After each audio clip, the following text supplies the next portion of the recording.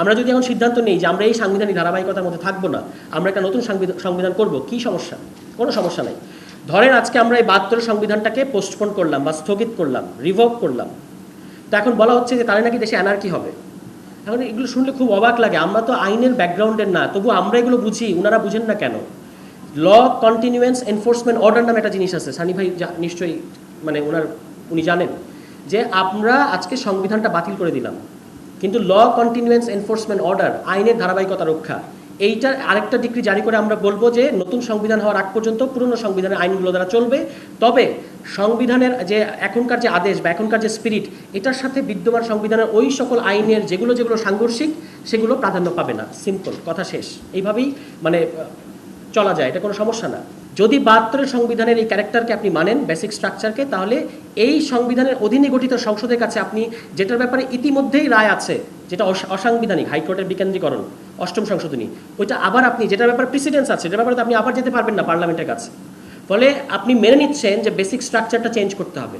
তো বেসিক্স আদালতের কাজ কি? আদালত যখন সংবিধান, আমাদের দেশে যতগুলো মানে সংশোধনীকে অসাংবিধানিক ঘোষণা করেছেন আদালত, কি যুক্তিতে করেছেন? বলেছেন যে এগুলো অসাংবিধানিক, কারণ এগুলো আমাদের বেসিক স্ট্রাকচারকে ভায়োলেট করে। 5ম সংশোধনী, 8ম সংশোধনী, 15দশ সংশোধনী, এগুলোর ব্যাপারে এটাই কিন্তু যুক্তি। তাহলে আদালতের কাজ হচ্ছে আপনার সংবিধানকে সমুন্নত রাখা, সংবিধানকে প্রোটেক্ট করা, সংবিধানের বেসিক স্ট্রাকচারকে রক্ষা করা। এখন সংবিধানের বেসিক স্ট্রাকচার পরিবর্তন করে এমন একটা ডকুমেন্টের ব্যাপারে আপনি কিন্তু আদালতের কাছে যেতে পারেন না, কারণ আদালত কিন্তু এই সংবিধানকে, যেটা যদি ধরে নেই যে সংবিধানটা এখনো আছে 72 সংবিধান, তাহলে আদালতের কাজ হচ্ছে 72 সংবিধানের বেসিক স্ট্রাকচারকে রক্ষা করা। এখন 72 সংবিধানের বেসিক স্ট্রাকচার আপনি চেঞ্জ করতে চাচ্ছেন, সেটার ব্যাপারে মতামত চাচ্ছেন আদালতের কাছে, কিভাবে খাওকাম? আদালত এটার মতামত দিতে পারবে না। সরকারের অনেকগুলো 29টা টাস্কফোর্স গঠন করেছিল এবং তারা কিছু সুপারিশ পরের সরকারের কাছে দিয়ে গেছিল যে আপনারা এই সংস্কারগুলো করবেন। একটা সংস্কারও হয় নাই। এটা কিন্তু সোমান সাহেব বলেছেন কিন্তু, যে উনি তখন ওই সরকারের উপদেষ্টা ছিলেন এবং তারা শুধু নির্বাচনের জন্য এসেছিলেন। অনেকগুলো সংস্কারের রেকমেন্ডেশন, 29টা টাস্কফোর্স, সেগুলো পরবর্তী সরকারের কাছে দিয়ে যাওয়া হয়েছে, সরকার সেগুলো বাস্তবায়ন করেন। তাহলে এখনও যদি এই সরকার শুধুই সুপারিশ করে যায়, তাহলে আমরা প্রশ্ন করব আপনি কেন 1.5 বছর ক্ষমতায় থাকলেন, কেন 2 বছর ক্ষমতায় থাকলেন, কেন 3 মাসের মধ্যে চলে গেলেন না?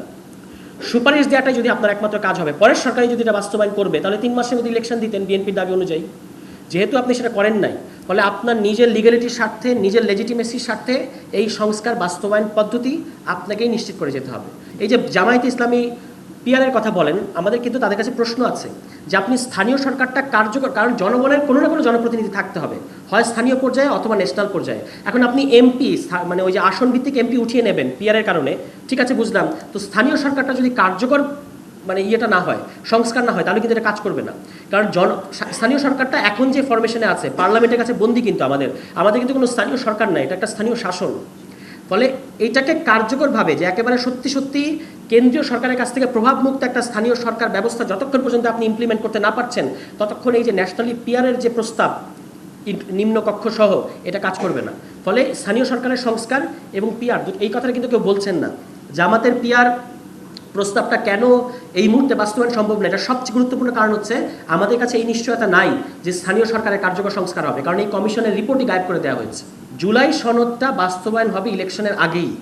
পদ্ধতি যে 2-3টা পদ্ধতি আলোচনা এসছে, সেই 2-3টা পদ্ধতি থেকে একটা পদ্ধতি বাছাই করেন, কিন্তু এটা ইলেকশনের পরে করা যাবে না। ইলেকশনের পরে করা যাবে না দুটো কারণে, ঐতিহাসিক কারণে, 90 রেফারেন্স এসছে, আমি এটা রিপিট করবো না। আরেকটা হচ্ছে পদ্ধতিগত কারণে, যে পার্লামেন্ট 72 কনস্টিটিউশনের অধীনে গঠিত পার্লামেন্ট কি করতে পারবে? সর্বোচ্চ সংশোধনী করতে পারবে, যেটাকে বলা হয় অ্যামেন্ডিং পাওয়ার। পার্লামেন্টের কাছে থাকে অ্যামেন্ডিং পাওয়ার। আর আমরা কি চাচ্ছি? আমরা চাচ্ছি যে এই অ্যামেন্ডিং পাওয়ার যদি আবার 72 সংবিধানের বেসিক স্ট্রাকচারকে ভায়োলেট করে, তাহলে কিন্তু পরবর্তীতে এটা আবার চ্যালেঞ্জ হবে। ফলে অ্যামেন্ডিং পাওয়ার টেকসই না। এই কারণে আমরা বলেছি যে আপনাকে রিলাই করতে হবে কনস্টিটিউয়েন্ট পাওয়ারের উপরে, যেটা বিশেষজ্ঞরাও বলেছেন। কমিশনে যে বিশেষজ্ঞ মতামত নিয়েছেন, তারা বলেছে যে সনদ বাস্তবায়নটা হতে হবে জনগণের অভিপ্রায়ের উপরে, মানে অভিপ্রায়ের উপর ভিত্তি করে। এখন জনগণের অভিপ্রায়ের যাচাই করার কয়েকটা পদ্ধতি আছে। একটা আমরা গণপরিষদের কথা বলেছি, দ্যাট ইজ দ্য মোস্ট আপনার গ্রহণযোগ্য পদ্ধতি। কিন্তু এই দিকে যদি আমরা না যাই, তাহলে হয় গণভোট অথবা সাংবিধানিক আদেশ।